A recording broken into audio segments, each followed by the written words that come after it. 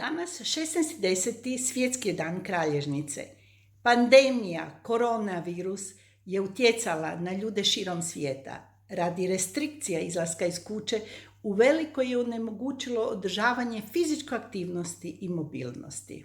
Ovogodišnja kampanja Back on Track stavlja u fokus mogućnost ponovne reaktivizacije i revitalizacije tijela, upravo imajući u fokusu brigu o kralježnici. Back on Track naglašava važnost vježbe, posture, pokreta kako bi osigurali zdravlje kralježnice.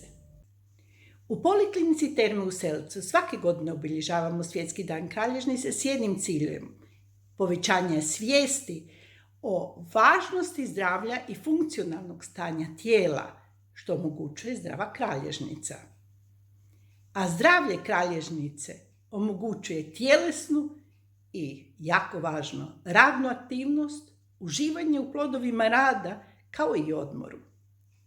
Posvetite zato dovoljno vremena svojoj kralježnici koju ćete održati zdravom, vježbajući prema uputi liječnika, specijaliste, fizijatra, fizioterapeuta, trenera, bez obzira na dob.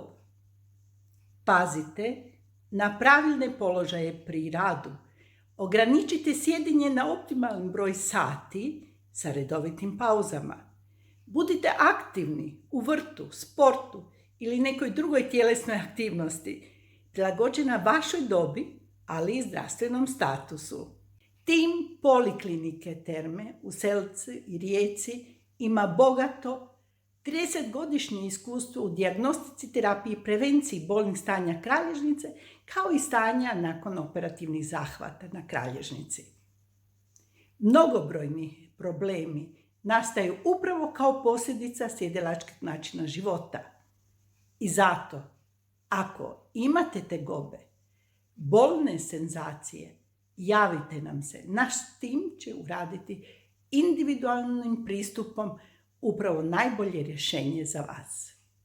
Vaša Vlasta.